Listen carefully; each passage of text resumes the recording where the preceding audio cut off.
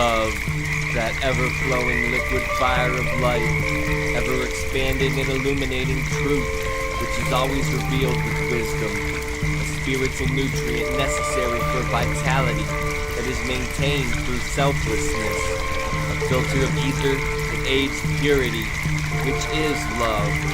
Love, a limitless paper lantern floating into infinity on the intentions and actions of initiates of the mysteries.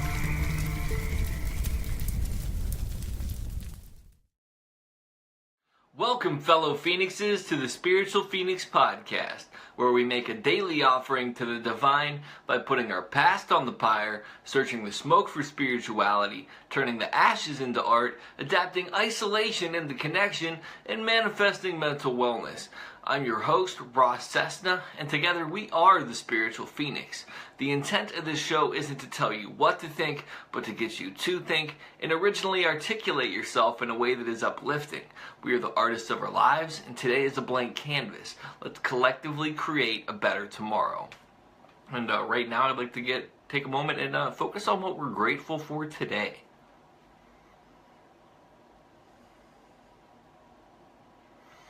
Today, I'm grateful that I was able to go camping this past weekend. It wasn't necessarily the experience that I had expected to get, but thankfully I was able to pack up my tent, leave, and come home before the rain came. So I really enjoyed that. It was nice to be able to get out and camp. First time camping without using any kind of drug, alcohol, pot, psychedelics, probably since I was like a very young kid, like 9 or 10 or maybe 11 or 12, I don't know. But it was really nice to be able to have that experience. And now I'd like to get into a couple quotes for today's episode. Television is by nature the dominator drug par excellence. Control of content, uniformity of content, repeatability of content make it inevitably a tool of coercion, brainwashing, and manipulation. And that was said by Terence McKenna. You can't come to a new point of view until you realize what your brainwashing has been. And that was said by Morton T. Kelsey. And now I'd like to get into the actual topic of the show, which is we brainwash ourselves. And I know some of you might be like, what? As far as television goes, we actively seek out programs that we like when we're younger. We continually, perpetually watch them. And if we get older and we recognize some of that programming that we've got through television and stuff like that, guess what? We brainwashed ourselves with music. The music that we listen to, we can sometimes, like, looking back on my life and making so many different life changes and evaluating different things, it's come to my awareness that choices in music and that also brainwashed me in the sense that repeatedly listening to certain mantras and different types of music impacted my young mind. And I could say, well, oh man, these big multinational, multi-million dollar corporations, they're the ones to blame for me actively enjoying their music, buying it, and then continually listening to it to the point where those things stick in my mind. Or like remembering pop culture stuff from the 90s when I can't remember half of the stuff I learned in school. But I can remember the theme song to stuff like Mr. Bucket or like whatever else there is. Yeah. Like, to me, that is my own participation in that. And it doesn't stop when you're a kid. I mean, as I got older, I brainwashed myself with other things. Read a lot of horror novels, which I started at a younger age, continued to. Read a lot of Stephen King stuff. And that's the thing, like, a lot of us like to, I shouldn't say a lot of us, some people that I've talked to about brainwashing have this concept that, like, it's something that actively is done without our participation or even knowing sometimes that it's forcibly done. The reality, in my understanding, is that it is actually something we consciously participate in without knowing the consequences somewhat. And I would say that it doesn't really mean that we can't enjoy TV shows, music, stuff like that. But I think that you have to be aware of the fact that that can have an impact on your mentality, your mood, all this kind of stuff. When I started recovery last September, I really disconnected from a lot of the different conspiracy theory stuff that I used to listen to. I had connected and disconnected and then reconnected with that stuff many times in my life. And I really just fed my brain positive stuff that expanded my consciousness. And then there was a point where the conspiracy stuff kind of seeped back in. I'm starting to realize that I need to be careful of how I'm washing my brain. Am I washing my brain with dirty water, basically, is what it is. And it's good to be aware of that kind of stuff, and it doesn't mean that I can't watch any kind of conspiracy stuff or things like that. It's a matter of the amount of what I consume and how much fresh, healthy, uplifting, positive stuff am I injecting into my thinking process.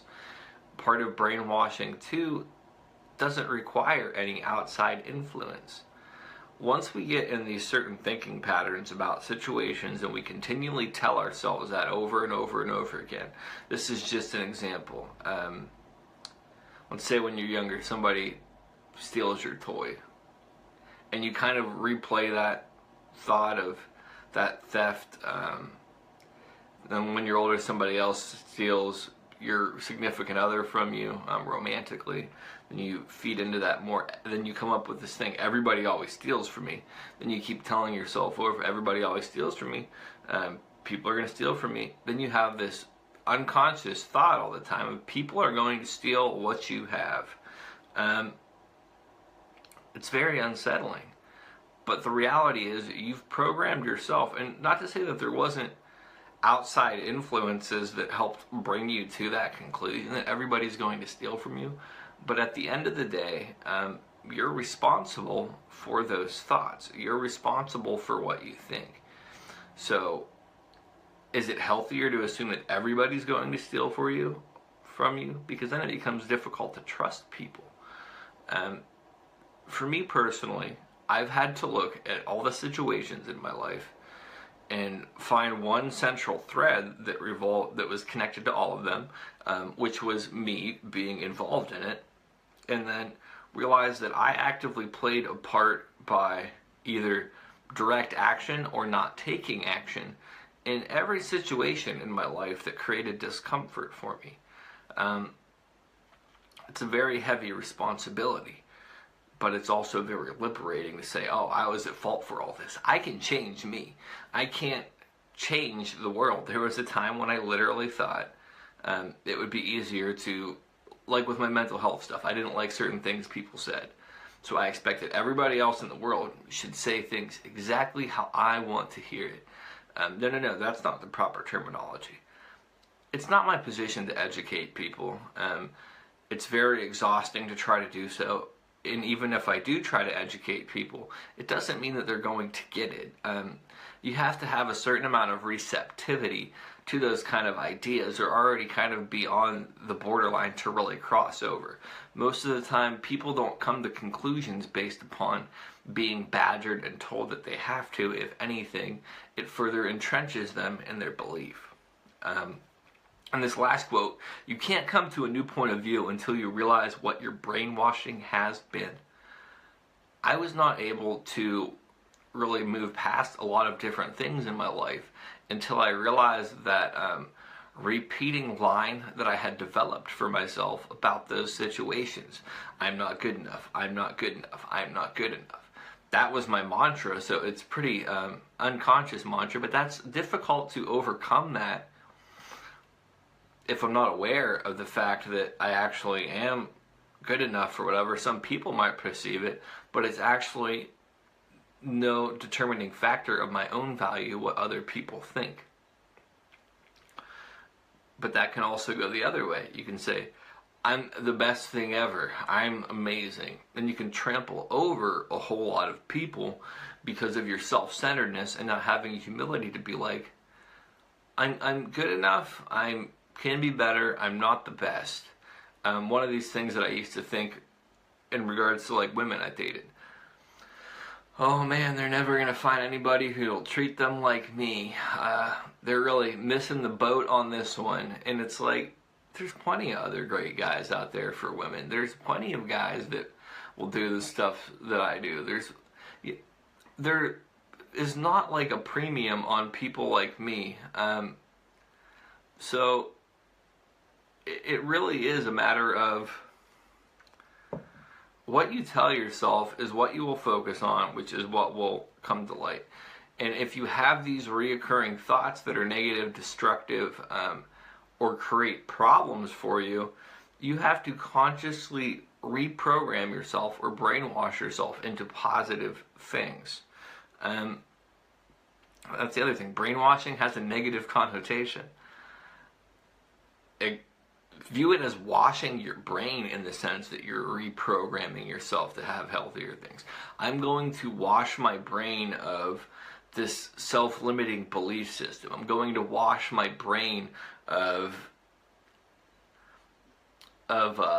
whatever it is.